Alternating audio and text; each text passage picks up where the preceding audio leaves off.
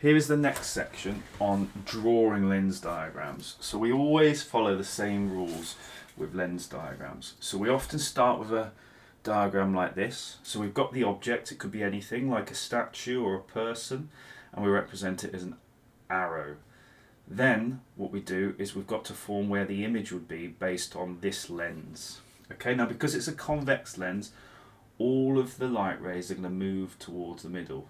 Okay, so first line we draw is a line that always goes from the tip of the object parallel to this principal axis here. So this is called the principal axis, and it's an arrow, so we draw it as an arrow there.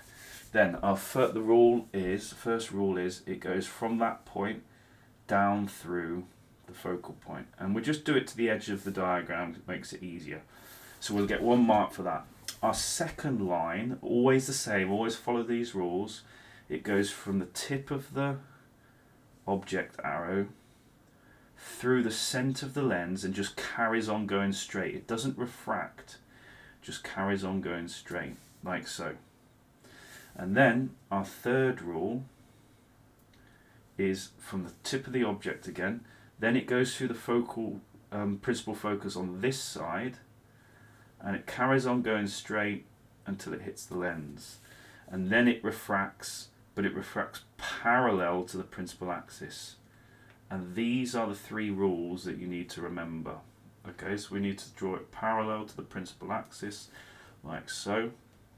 Remember, that's the principal axis, and that's our diagram. Then all we do is draw an arrow that's perpendicular to the principal axis, and it meets where these light rays meet, and that is called the image. So we label it as the image. Okay, so that is how we draw a lens diagram for a convex lens, in this case when the object is beyond F. Now because F is there, that is 1, 2, 3, 4, 5, 6, 7, 8, 9, 10, 11, 12 squares from the centre. 2F will be double that, 24 squares. So that will be 12, 13, 14, 15, 16, 17, 18, 19, 20, 21, 22, 23, 24, which is there. So we call that, if we wanted to, 2F. Okay? Now, there's 3 things we can say about this image. We can see clearly the arrow is shorter than the object. Now because the image is shorter, we say it's diminished. It's not magnified, it's diminished. It's either diminished or magnified. It's one of those 2. And in this case, because the arrow is smaller, we say it's diminished. Now the next one is it's going to be upright or it's going to be inverted. Now in this case you can see the object is pointing up and the image is pointing in the opposite direction. Okay, so it's not upright, it must be inverted. And the final one is it's either going to be real, okay, or virtual. Now in this lens diagram we can see that the image is on the opposite side of the lens to the object, so we say it's a real image, so it's not virtual. Now when a question asks you what does a real image mean, like with the previous video, all you have to say is the image appears on the opposite side of the lens to the object. Now here it says state 2 words to describe the nature of the image produced by the lens in the camera. So the nature of the image is any of these, so you can choose any of these. So I'm going to choose the top 2, diminished and inverted. Now we just apply the same principles to this lens diagram.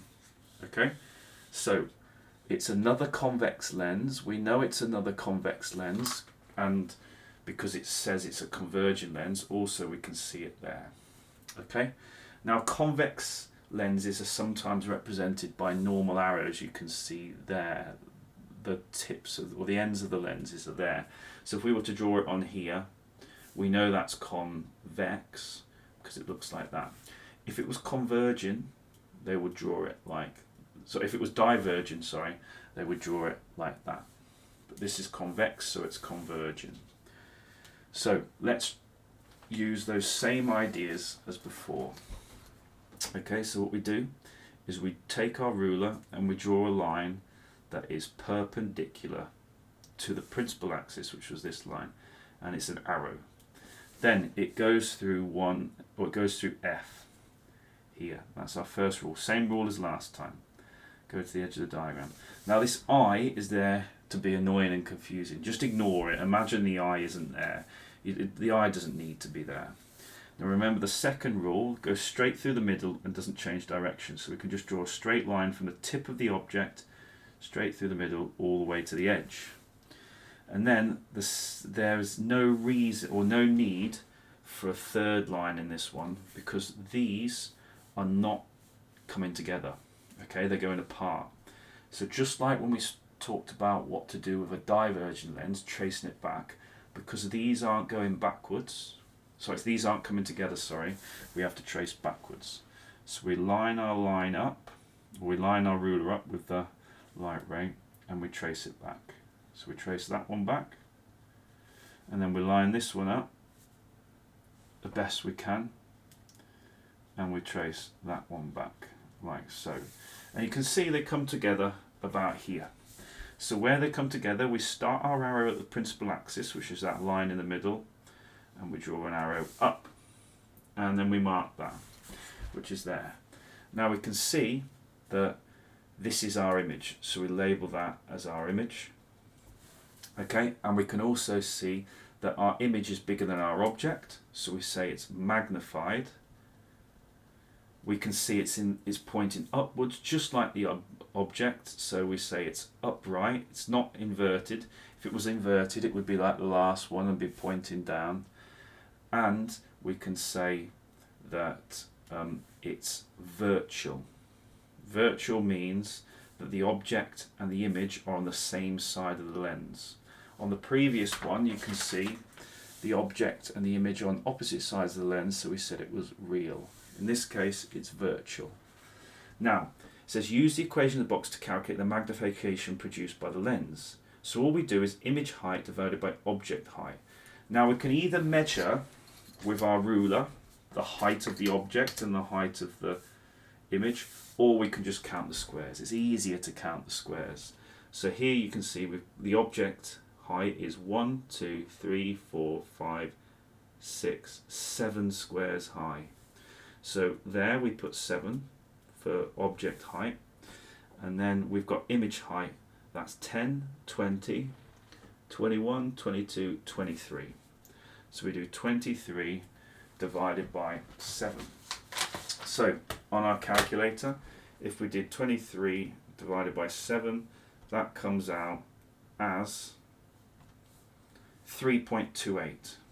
Okay, so our answer is 3.29 if we round it. Okay, which means that our image is 3.29 times bigger than our object, which looks about right. Okay, job done on that one. Let's have a look at the next one. So here we can see we've got another converging lens. We know it's converging because it's thinner on the outside, thicker in the middle, and often they put these on the end. I'm going to put those on the end anyway.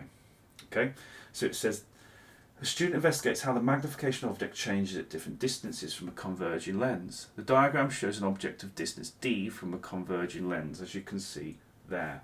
The height of the object and the height of its image are drawn to scale.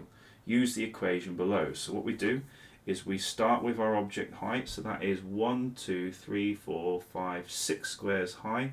So we write 6 underneath. And our image height is, that's going to be 10 squares up to there. So that's 11, 12, 13, 14, 15, 16, 17, 18. So we do 18 divided by 6, okay, gives us 3. Okay, 18 divided by 6 gives us 3. So we've got 2 marks for that. The point F are equal distance on either side of the centre of the lens. State the names of these points. So these points F are called the principal focus. So label those principal focus. I always use the word principal focus over focal point. Okay, Explain how you can tell from the diagram that the image is virtual. So we just turn around and we just say the rule for virtual is image and object are on the same side of the lens. Easy. Okay, right. Now we're moving on to diverging lenses. So I'm going to pause this video now and make another one on diverging lenses.